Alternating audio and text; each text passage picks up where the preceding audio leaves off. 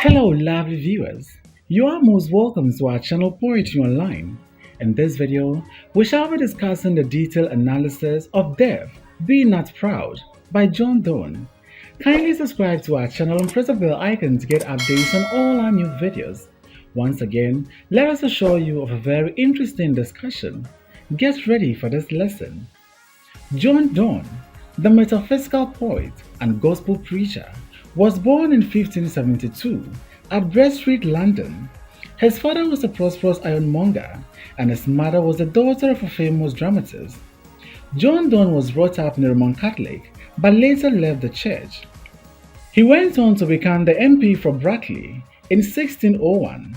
Donne is considered one of the best metaphysical poets. His poems include The Sun Rising, Death, Be Not Proud, The Canonization, Good Morrow, and others. Donne died on 31st March 1631. This poem dwells on the subject of death and how to overcome it. In this poem, the speaker mocks death and makes it less powerful and less fearful than it is supposed to be. This poem relies heavily on biblical allusion to convey its message. The form of the poem is a Petrarchan sonnet. A Petrarchan sonnet usually has 14 lines. This poem is also a metaphysical poem. Metaphysical poetry is a term used for the poems of some 17th century poets such as John Donne, Andrew Marvell, Henry Van, George Herbert, and Abraham Cowley. The term metaphysical means out of the physical. Metaphysical poets share common characteristics in words and syllogism, far-fetched comparisons, and allusions. They try to go into different issues by rational discussions of certain phenomena rather than by intuition or mysticism. Death, Be Not Proud by Donne admonishes death not to be proud. He rolls out argumentatively that death should not be proud because magic and charms can serve the same purpose of making people lie motionless, just as death does. He goes on to make an allusion to the Christian belief that at the end of the world, death shall be thrown into hell. In conclusion, Donne says, Death, thou shalt die. This poem is a part of the Holy Sonnets of Donne. The subject matter of these sonnets revolve around his religious beliefs and ideas. In this poem, the persona personifies death as though death is a person and he is talking to him directly or face to face. It is true that no one on earth has the power over death. Therefore, overcoming death seems to be a delusion or an impossible task. However, the poet argues that death actually gives men and women a break from all the troubles of the world. The poet went on to argue that death has no power whatsoever to take the life of anyone because there are other forces that are responsible for taking people's lives. Our poetic persona even went ahead to belittle death by saying that death has its masters, which are forces like chance, fate, kings, and desperate men. According to the poet, drugs are even superior to death and provides man much pleasure than the pleasure that death provides. Let's take our first reading of the poem. Death, be not proud, though some have called thee mighty and dreadful, for thou art not so. For those whom thou thinkest, thou do overthrow, die not, poor death, nor yet canst thou kill me. From rest and sleep, which but thy pictures be, much pleasure, then from thee much more must flow. And soonest our best men with thee go, rest from their bones and soul's delivery. Thou art slave to fate, chance, kings, and desperate men, and those with poison, war, and sickness dwell. And poppy and charm can make us sleep as well, and better than thy stroke. Why swellest thou then? One short sleep past, we make eternally, and death shall be no more. Death, thou shalt die. After reading the poem for the first time, let's try to paraphrase this poem so that we all can understand what the speaker is trying to say. Death, be not proud, though some have called thee mighty and dreadful, for thou art not so. In modern English, this line will read, Death, don't be proud, even though some have called you scary and mighty, you are neither powerful nor fearful. For those whom thou thinkest, thou do overthrow, die not, for death, nor yet canst thou kill me. For those you think you have killed, don't really die. Funny death, you can't even kill me. From rest and sleep, which by thy pictures be, much pleasure, then from thee much more must flow. Rest and sleep, which are imitations of you, gives us a lot of pleasure. And soonest, our best men with thee go, rest of bones and soul delivery. The very best of men die very soon, and give rest to their bodies, and makes their souls immortal. Thou art slave to fate, chance, kings, and desperate men. You are a puppet in the hands of fate, chance, ruthless kings, and bad people. And those with poison, war, and sickness dwell. You live in the bad company of poison, war, and diseases. And poppy and charms can make us sleep as well, and better than thy stroke. Death, you are a kind of sleep, but magic can also make us sleep in better ways. Why swellest thou then? Why then do you brag of being powerful? One short sleep past, we make eternally, and death shall be no more. Death, thou shalt die. One short sleep we make, after which our souls live in heaven forever. Death, you will be no more. Let's now take a detailed analysis of the lines contained in the poem.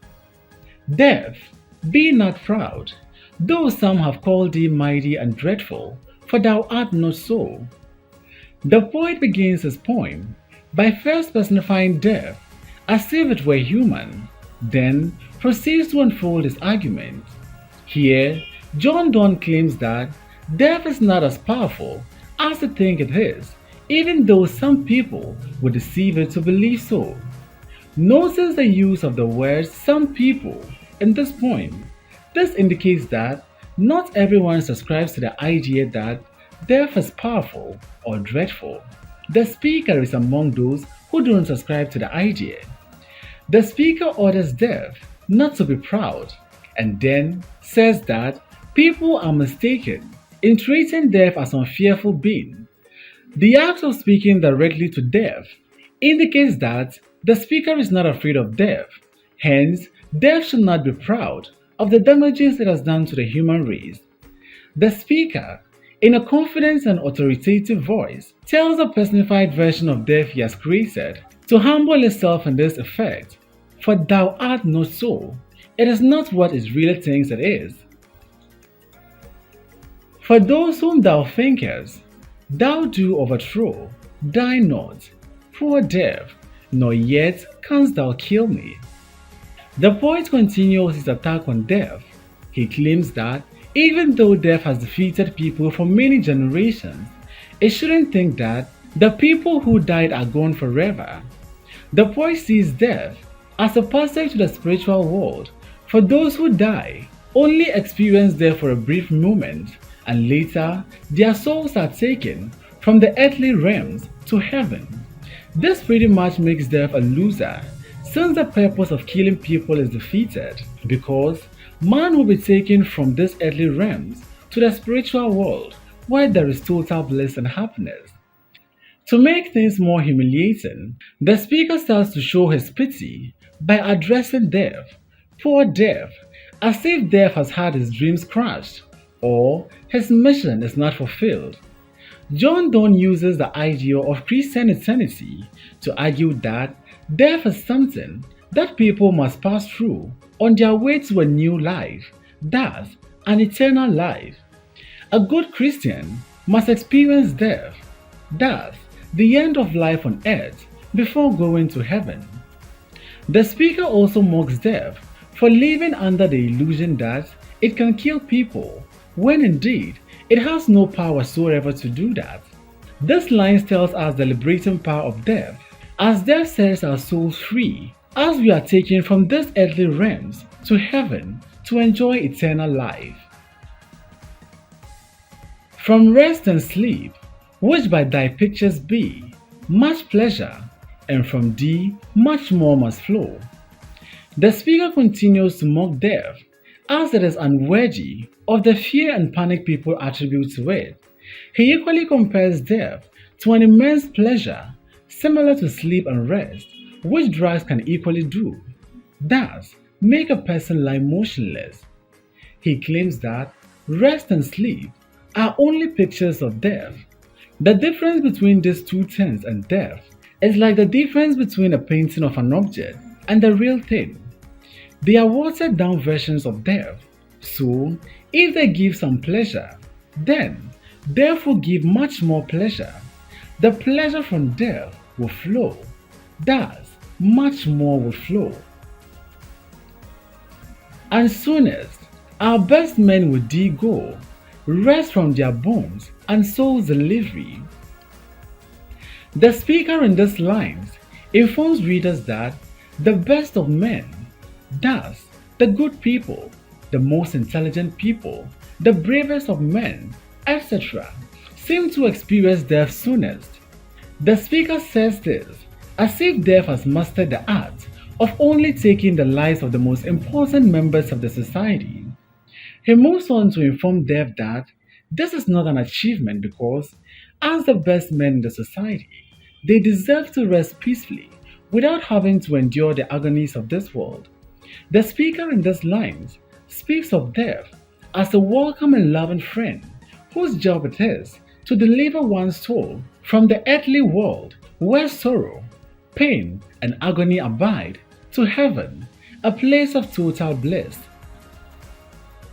Thou art slave to fate, chance, kings, and desperate men, and those with poison, war, and sickness dwell.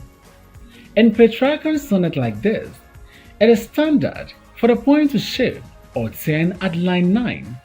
The speaker raises his intensity in these lines and becomes more hostile towards death, calling him names and taunting him as a slave.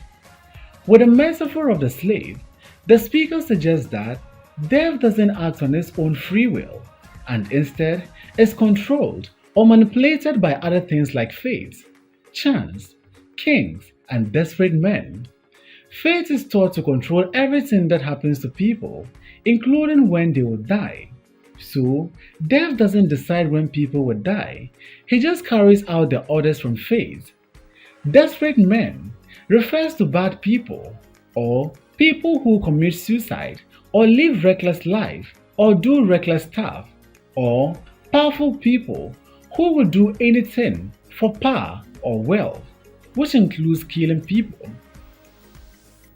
In line 10, the speaker brings another accusation against death, claiming that he hangs out or dwells with low companions such as poison, war, and sickness. In other words, the friends of death or death's friends are total losers. This accusation makes the reader feel a certain level of authority over death, which helps the reader understand the poem from the point of view of the poet. And poppy or charms can make us sleep as well, and better than thy stroke. Why swellest thou then? The speaker continues to mock death in these lines by saying that all death does is bring a person sleep. However, poppy and charms can make us sleep better than death does.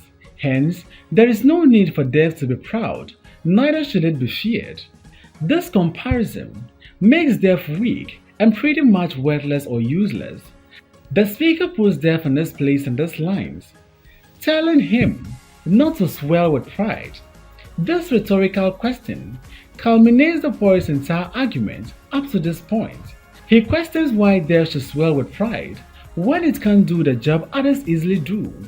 Thus, what poppies and charms can easily do, death cannot do better than that. Therefore, there is no need to brag or feel powerful or dreadful. One short sleep past we make eternally, and death shall be no more. Death, thou shalt die. The speaker concludes the point by revealing exactly why he has been taunting death from the beginning. Although it is true that people who experience death do not come back to the earth, the speaker reveals that death is weak and can easily be overcome. He claims that death is only one short sleep and a person will wake up eternally in heaven. This line dwells heavily on the Christian doctrine of life after death to carry home its message. In the end, the so-called dreadful death will equally be cast away forever. Death, thou shalt die. Thus, all good Christians will have eternal life in heaven. The final words of the poet seal the conversation between the poet and death. Thus, death, thou shalt die. Thanks so much for watching this video. Please don't forget to like, comment, subscribe and share this video.